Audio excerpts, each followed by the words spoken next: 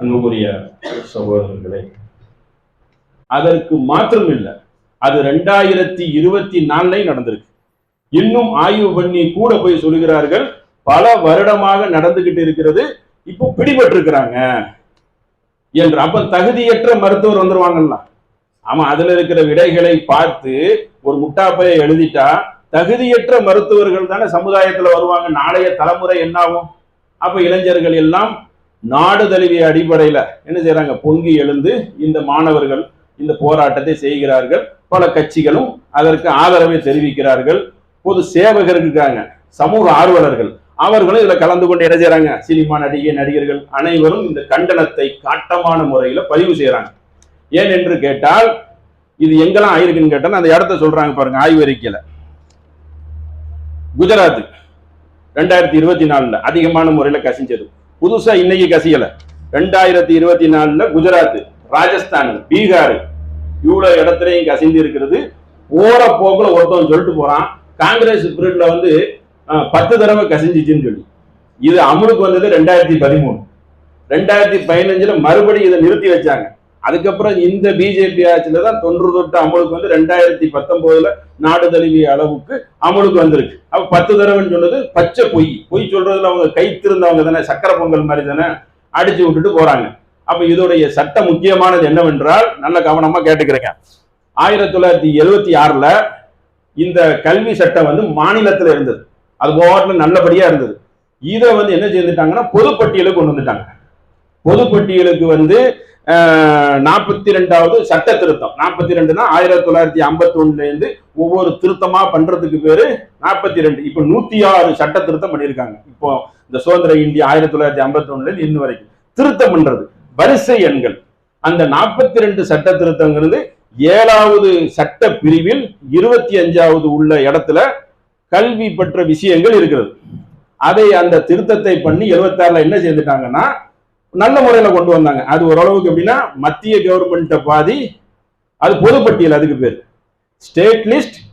இன்னொன்னு union list, மத்திய அரசு அவங்க கையில கண்ட்ரோல் இருக்கும். இன்னொன்னு பாதி 50-50 அப்படி ஓரளவுக்கு பிரிச்சுக்கிடுவாங்க. அப்படி அந்த 76 42வது சட்ட திருத்தம் போட்டு 7வது அந்த சட்ட பிரிவுல இருந்து எடுத்து கொண்டு வந்துட்டாங்க. இவ்வளவுதான் அந்த அழகான பிரித்து போனதை மறுபடியும் என்ன செஞ்சுட்டாங்கன்னா, இவங்க மத்தியிலேயே ஃபுல்லா அதிகாரத்தை எழுதிட்டாங்க. இன்னைக்கு ஆய்வு பண்ணி அழகாட்டு சொல்லிக்கிறான், பார்ட் XX 368 இப்படி ஒரு பார்ட் சட்டத்துல இருக்கு. அதை போட்டா அதை என்ன செய்திடலாம்? இதை அப்படியே கலைத்து இந்த நீட்டு தேர்வை குப்பையில போட்டுட்டு என்ன செய்திடலாம்? இந்த பொதுப்பட்டியலுக்கு கொண்டு வந்துடலாம். பெரிய கஷ்டம்லாம் இருக்காது. ஒரு கையெழுத்து தான். சட்டத்தை பார்லிமெண்ட்ல கூட்டி ஒரு கையெழுத்தை போட போறாங்க, முடிய போகுது. ரொம்ப ஒரு ஈஸியான சுலபமான ஒன்று. எல்லாமே சட்ட புஸ்தகத்துல இருந்தானே கொண்டு வரீங்க என்று அழகான முறையில அந்த மாணவர்கள் எல்லாம் சிந்தித்து என்ன செய்யறாங்க? கரப்பான் பூச்சி பார்ட்டி அவங்க தான் முதல்ல வந்திருக்கிறாங்க. அவங்க இன்னும் மாணவர் அணிகள் ஏஐ, எஸ்ஏ, எஸ்எஃப்ஐ இப்படின்னு சொல்லி அந்த மாணவர் அணி அமைப்பு இருக்கு. இவங்க எல்லாம் செய்து இந்த போராட்டத்தையும் சொல்லி இந்த புள்ளி விவரத்தையும் கற்றுக் கொடுக்குறாங்க. செய்யடா, இல்லைன்னா பதவி விலகு, நீ எதுக்கு இருக்கிற என்று கடுமையான போர்க்கொடி தூக்கக்கூடிய மக்கள் மத்தியில தடியடி அடிச்சு, கண்ணீர் புகையவி, குண்டர்களை உள்ள அனுப்பி அந்த மக்களை எழுக்கிறாங்க. இங்க போராட்டம் பண்ணக்கூடிய தரதரன்னு எழுக்கிறான். இங்க உள்ள பாதி தற்கொலை மக்கள் என்ன செய்யறாங்க? மண்சோறு சாப்பிட்டு கிடக்காங்க. இப்படி ஒரு போராட்டம் நாளைய தலைமுறையை நோக்கி நடந்து கொண்டு இருக்கிற இடத்துல மண்சோறு சாப்பிட்டு என்ன செய்யறான்? கேவலப்படுத்திட்டு இருக்கிறான். திரை கவர்ச்சிக்கு மத்தியில் தரையில் நின்று போராடாமல் இப்படிப்பட்ட தான் தோன்றி மக்களாக இருக்கிறாங்க. நீங்க விளங்குமா? கேளிக்கையில் மூழ்கி இருக்கிறதும் சினிமாவில் மூழ்கி கிடக்கிறோம். போராட்டத்துக்கு என்னைக்கு மூழ்கி கிடக்கிறது? மூழ்கிறது அப்படின்னா உள்ள போயிருவோம், ஆழ்கடலுக்குள்ள. கொஞ்சம் சிந்திக்கணும்ல வெளியே அப்ப எத்தனையோ உணர்வுள்ள மக்கள், உணர்ச்சி உள்ள மக்கள் எல்லாரும் சேர்ந்து இந்த போராட்டத்தை பங்கு பெறாங்க. நம்மளும் என்ன செய்யணும்? ஊக்கப்படுத்தணும். அதுல உங்களுக்கு ஆர்வம் இல்லைனாலும் ஊக்கப்படுத்தணும். இது என்னப்ப போராட்டம், இந்த போராட்டத்தை பண்ணிதான் உங்களுக்கு விவசாயத்தை மிரட்டி பஞ்சாப் மக்கள் என்ன செய்திருக்காங்க? தன்னளவுல அந்த சட்டத்தை கொண்டு வந்தாங்க. சிஏஏ, என்ஆர்சி போராட்டத்துக்கு இருக்குது. ஆனா இன்னைக்கு போராடுறாங்கல்ல, அசராம நின்று பண்ணணும். நாள் கணக்கா பண்ண, அப்பதான் அவனுக்கு அந்த வேலை செய்யும் மண்டை. அது இல்லாம அவன் மக்களை மதிக்கிறானா என்னன்னே தெரியல. ஓட்டு தான் ஓட்டு மிஷின்ல வருதுல போடான்ட்டு அசால்ட்டா கூட இருப்பான். ஆனா பின்விளைவு ஏற்படும்ல, பொருளாதார நஷ்டம் ஏற்படும். அதற்காகவது தன்னை என்ன செய்துக்குருவான்? மாத்திக்கொள்வான். அதிகமான தற்கொலை நடந்த இடம் நம்ம தமிழ்நாடு தான். அதுல கூட இங்க உள்ள மக்களுக்கு அந்த உணர்வு இல்லை. இந்த நீட் தேர்வுக்காக நீங்க தானே இந்த அனிதாங்கிற சகோதரி ஒரு ஏழை பெண் இறந்தவன எல்லா பேரும் போய் பார்த்தீங்க.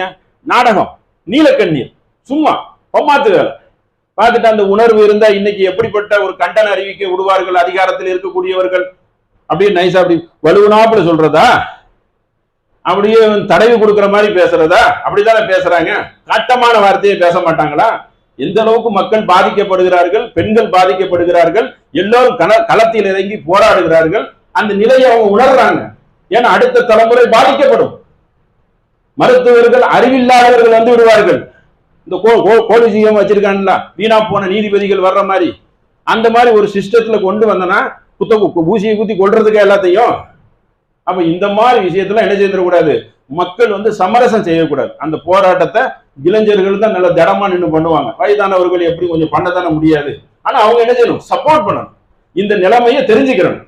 ஓ இப்படி இருக்குது, இதற்காக எதுக்கு போராடுகிறார்கள் என்ற அந்த உணர்ச்சிக்கு ஒரு வடிகால் கொடுக்கணும்ல, அதை தெரிந்து வைத்துக் கொள்ளணும்ல.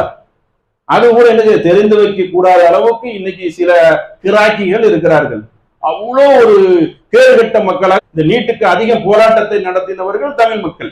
அந்த உணர்வு கூட இல்லை. தற்கொலையில செத்து போனவர்களா இந்த நீட் தேர்வு, தற்கொலைங்கிறது தீர்வு இல்லை, அது ஒரு கோலத்திலன்னு வச்சுக்கிறீங்க. ஆனா இதான காரணம். இந்த காரணத்தை பயன்படுத்தி தானே அவங்க இறந்தாங்க. எழுத முடியல, அதுல சிஸ்டம் எங்களுக்கு கஷ்டமா இருக்குன்னு சொல்லி.